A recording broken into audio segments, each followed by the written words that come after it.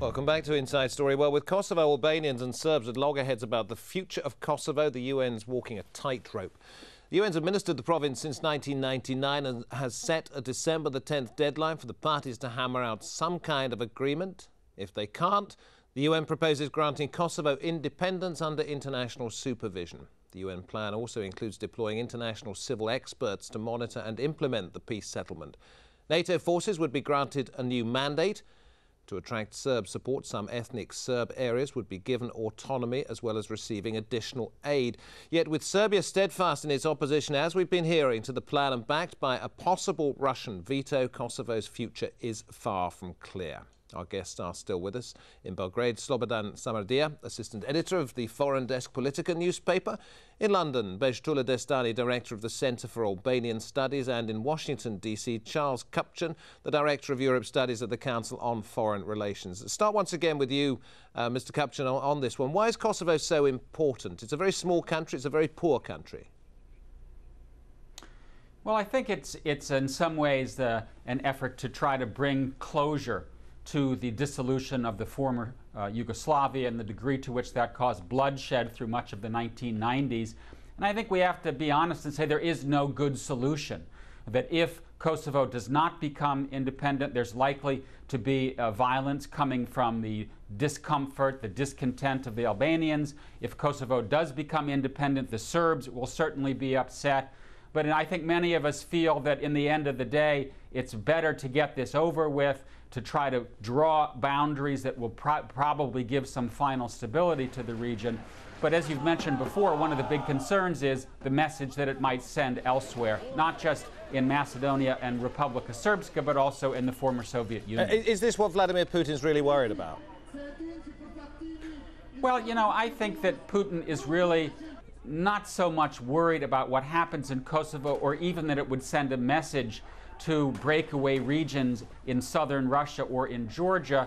He is in many ways standing up to the West, standing up to the United States on Iran, on missile defense, on arms control. And I think his position on Kosovo is part of that effort to muscle up and get in, dig in against the United States. Bejtula Destani from the Centre for Albanian Studies talking to us tonight from London. When it comes to Kosovo, do you feel a little bit like you're caught between some kind of ideological battle between East and West here, with the US on one side and Russia on the other?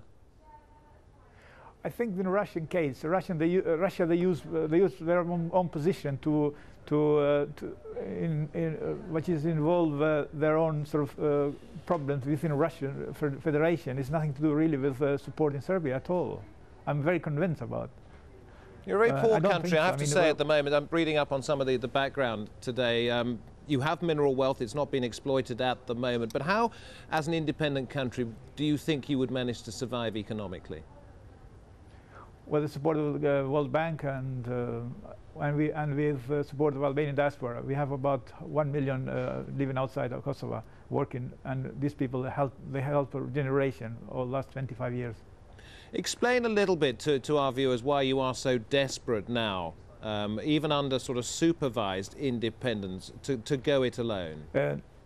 For most of Albanians, this is the only way. Otherwise, there are some political parties in Kosovo and outside Kosovo in Macedonia that will seek to join with Albania. So independence, it's just only solution. How likely is it that no way if anybody will accept any autonomy, any supervised autonomy, any greater autonomy within Serbia? If you do get independence, whether it's granted to you or whether you declare it unilaterally, the international community is calling for safeguards for those Serbs, around about 5%, who live in Kosovo. There have been ethnic tensions before now. What kind of guarantees would your government give on that?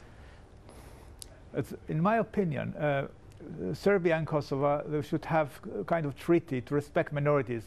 Albanians in South Serbia, Serbian minority in Kosovo, they should be guaranteed by international community and supervised by international bodies. So that's the only way. And is that good enough for you, Mr. Samardija, representing the Serbs in this case? I beg your pardon? I'm wondering if what our other guest has just told you is good enough, that there would be some kind of treaty recognising the ethnic minorities who remain in Kosovo. Is that good enough for you? It's not. It is not the question of safety or safety of some minorities, because it is not the point. The point is that the Kosovo is a very poor part of Europe. It is a black hole of Europe. So if they get their independence, what will they? Will it? You cannot eat independence. You cannot shelter with independence from the shower, from the rain or from the snow.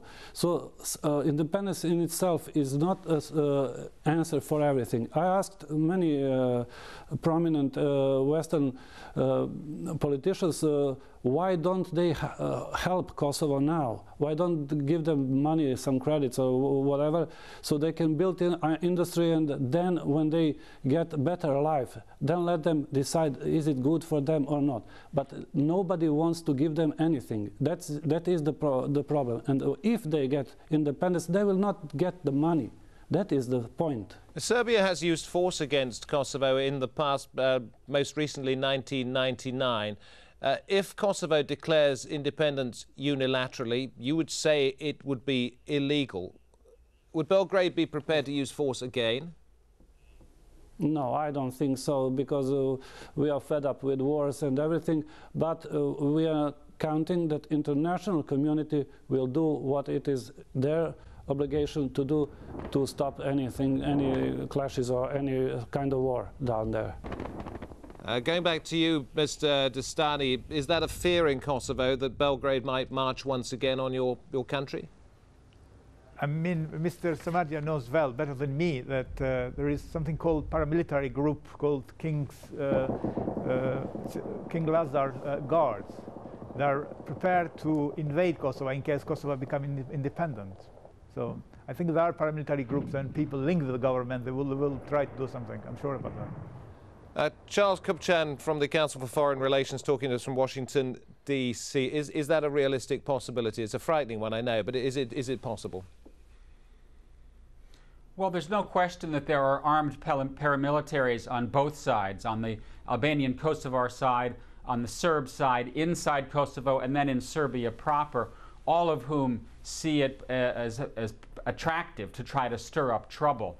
And I think one of the real challenges facing the government in Kosovo, the international community that still has troops inside Kosovo, and then the Serb government itself will be to try to keep the lid on these different paramilitary groups in the coming months. There's no question that there will be efforts to stir up trouble. Hopefully the various parties will have enough wherewithal to prevent another round of bloodshed in the southern Balkans. We talk about December the 10th as the deadline. This is when there's got to be this decision by the United Nations, and Kosovo has said it will go it alone if it doesn't get what it wants. Some suggestion that there could be a postponement. Is that gathering any kind of support where you are?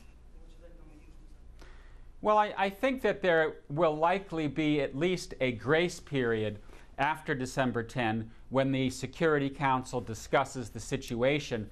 But from what I can gather, listening to talks here in Washington and talks between the U.S. and Europe, the situation is likely to unfold as follows: that the United States would relatively quickly recognize an independent Kosovo, and that the European Union would try to get as many members as possible to do so as well. Right now, it looks like probably 20 or so of 27 members would be willing to recognize Kosovo. And then there are others like Slovakia, for example, Spain, that has its own internal ethnic and regional problems that might be reluctant to do so, at least during the initial months. Mr. Destani, talking to us from London about the situation in Albania, representing the Albanian Studies Centre, would you welcome some kind of delay?